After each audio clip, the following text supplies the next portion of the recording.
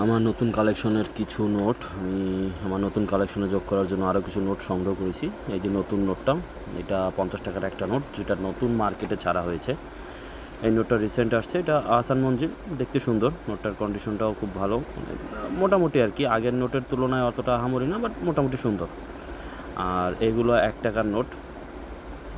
আমার কাছে আগে যেগুলো ছিল ওগুলো ভালো কন্ডিশনে ছিল না, এই জন্য আমি নতুন সংগ্রহের জন্য এই নোটগুলো আনছি। 10 পিস আনছি, এগুলো একদম ফ্রেশ কন্ডিশনে আছে।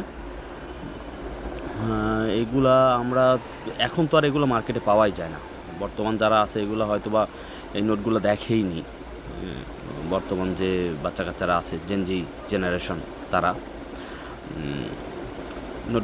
নোটটা আসলে অনেক সুন্দর। এগুলোরও অনেক গভর্নর আছে, আমার কাছে বর্তমানে একটা গভর্নর আছে, বাকিগুলো আমি কালেকশনের চেষ্টা করতেছি।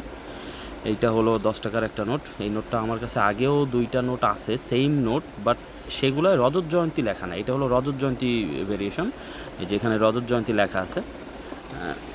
3টা নোট আছে আমার কাছে, 3 গভর্নরের, আর এই একটাই রজত জয়ন্তী আছে। এই আর 3টার মধ্যে 2টার কালার একটার কালার একটু ডিফারেন্ট, মনে হয় আলাদা লাগতেছে। আর এই একটা 10 টাকা, এটাও আমাদের পুরনো 10 টাকা, এটা লুৎফর রহমানের। আমার কাছে আগেরও একটা নোট আছে, বাট ওটা লুৎফর রহমান না, এই জন্য আমি গভর্নর মিলানোর জন্য আমি এই নোটটা আনছি। এরপরে যে বহু প্রতীক্ষিত যে নোটটা, সেটা হলো যে নিচে যে 500 টাকার এই নোটটা কালেক্ট করতে আমার অনেক কষ্ট হয়েছে, কারণ আমি অন্য সব নোট পাচ্ছিলাম, বাট এইটা সহজে ফ্রেশ কন্ডিশনে পাওয়া যাচ্ছিল না। এই নোটটা ফ্রেশ কন্ডিশনে পাইতে খুব কষ্ট হয়েছে, বাট আল্লাহর রহমতে পাইছি অবশেষে।